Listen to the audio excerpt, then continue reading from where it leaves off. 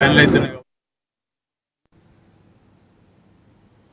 అధికారం దక్కిన తొలి రోజు నుంచే కూటమి సర్కారు వైసీపీకి చుక్కలు చూపిస్తోంది.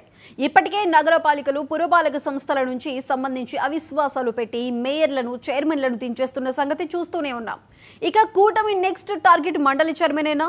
మోషన్ రాజుకు డేంజర్ బెల్స్ మోగుతున్నాయా? ఆయనపై అభిశంసన తీర్మానానికి కూటమి సర్కార్ రంగం సిద్ధం చేస్తోందా? నిజంగానే కూటమి సర్కార్ మండలి చైర్మన్ పై అభిశంసన పెడితే పరిస్థితి ఏంటి?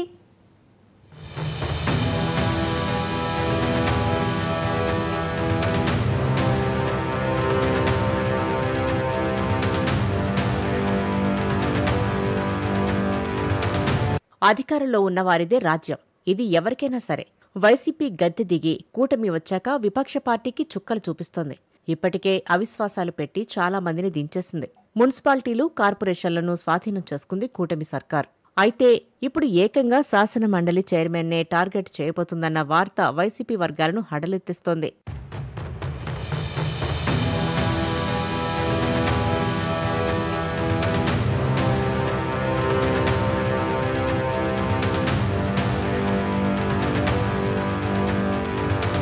శాసన మండలి చైర్మన్ మోషన్ రాజు వ్యవహార శైలిపై కూటమి ప్రభుత్వం తీవ్ర ఆందోళనతో ఉంది. ఇప్పటికీ వైసీపీకి చెందిన 6 ఎమ్మెల్సీలు రాజీనామా చేశారు. వీరిలో జయమంగళ వెంకటరమణ, బల్లి కళ్యాణ్ చక్రవర్తి, పోతుల సునీత సహా ఇటీవల రాజీనామా చేసిన జకియా ఖానం వంటి వారు ఉన్నారు. అయితే మైనార్టీ నాయకులు, డిప్యూటీ చైర్పర్సన్ జకియా ఖానంను పక్కన పెట్టినా మిగిలిన వారు రాజీనామా చేసి 5-6 నెలలు అయిపోయింది. అయినా కూడా ఇప్పటి వరకు మోషన్ రాజు వారి రాజీనామాలను ఆమోదించలేదు. పైగా వాటిపై ఎలాంటి సమాధానం కూడా చెప్పడం లేదు. వారి రాజీనామాల వ్యవహారం ఏమైందని మండలి సచివాలయం సెక్రటరీని ప్రశ్నిస్తే ఆయన కూడా సమాధానం చెప్పడం లేదు. ఇదిలా ఉంటే తమ రాజీనామాలను ఆమోదించాలని కోరుతూ సదరు నాయకులు పదే పదే మండలికి కూడా వస్తున్నారట. అయినా మోషన్ రాజు మాత్రం కరుణించడం లేదు. దీంతో సదరు రాజీనామా చేసిన నాయకులు త్రిశంకు స్వర్గంలో ఉండిపోతున్నారు. వారు ఇతర పార్టీలోకి వెళ్లలేక, రాజకీయంగా ఎలాంటి నిర్ణయం తీసుకోలేక ఇబ్బందులు పడుతున్నారు.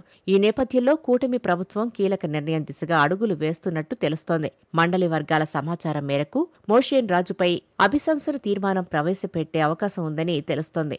దీనిపై సీరియస్గానే కూటమి సర్కారు దృష్టి పెట్టినట్టు అమరావతి రాజకీయ వర్గాల్లో టాక్ నడుస్తోంది.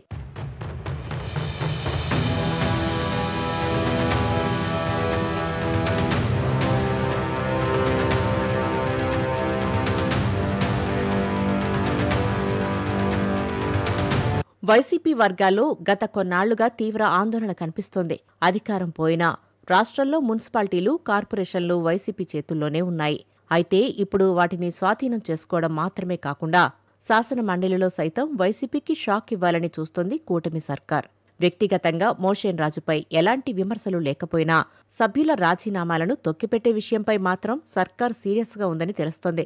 గతంలో ఎన్నడూ ఇలా జరగలేదని, అయితే అవును లేదంటే కాదని చెప్పేస్తే సభ్యులకు ఇబ్బంది ఉండదని సీఎం చంద్రబాబు కూడా తాజాగా నిర్వహించిన పొలిట్ బ్యూరో సమావేశంలో పేర్కొన్నట్టు అత్యంత విశ్వసనీయ వర్గాల సమాచారం. ఈ క్రమంలో మనం చేయాల్సింది మనం చేద్దాం అని సీఎం వ్యాఖ్యానించారట. దీనిని బట్టి వచ్చే సమావేశాల్లో మండలి చైర్మన్పై అభిశంసన ప్రకటించే అవకాశం ఉందని తెలుస్తోంది. ఇదే జరిగితే ఏపీ చరిత్రలో తొలిసారి మండలి చైర్మన్పై అభిశంసన ప్రకటించినట్టు అవుతుంది. అయితే ప్రస్తుతం వైసీపీదే మండలిలో పైచేయిగా ఉంది. కాబట్టి అభిశంసన వీగిపోయినా వీగిపోచునని మరో టాక్. కానీ అభిశంసన ప్రవేశపెడితే అప్పుడు మండలి చైర్మన్గా మోషన్ రాజు వ్యవహార శైలిపై రాష్ట్ర వ్యాప్తంగా చర్చకు వస్తోందని, తద్వారా ఆయనపై వ్యతిరేకత పెంచవచ్చని అంటున్నారు.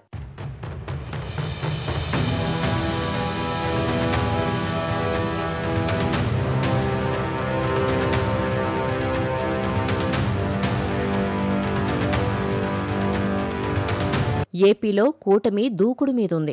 పాలనాపరంగా కీలక నిర్ణయాలు తీసుకుంటోంది. వైసీపీకి కనీసం ప్రతిపక్ష హోదా రాలేదు. ఆ పార్టీ ఎమ్మెల్యేలు అసెంబ్లీకి కూడా హాజరు కావడం లేదు. జగన్మోహన్ రెడ్డి రాజకీయ ప్రకటనలు చేస్తున్నారు తప్ప నేరుగా ప్రభుత్వాన్ని నిలదీసే ప్రయత్నం చేయడం లేదు. ఇటువంటి పరిస్థితుల్లో వైసీపీకి శాసనమండలి కొండంత అండగా నిలుస్తోంది. ఆ పార్టీ బలమైన వాయిస్ వినిపించగలుగుతోంది. ఇటువంటి పరిస్థితుల్లో వైసీపీ ఎమ్మెల్సీలతో రాజీనామా చేయించి పైచేయి సాధించాలని కూటమి భావించింది. కానీ ఈ ప్రయత్నానికి వైసీపీ అడ్డు తగులుతోంది. శాసనమండలి చైర్మన్ మోషన్ రాజు ద్వారా ఆ రాజీనామాలు ఆమోదించకుండా పెండింగ్లో పెట్టింది. దీంతో ఏకంగా శాసనమండలి చైర్మన్ మోషన్ రాజును దించేయాలన్నారు. నిర్మల్ జిల్లా కడెం ప్రాజెక్టును ప్రభుత్వ స్పెషల్ చీఫ్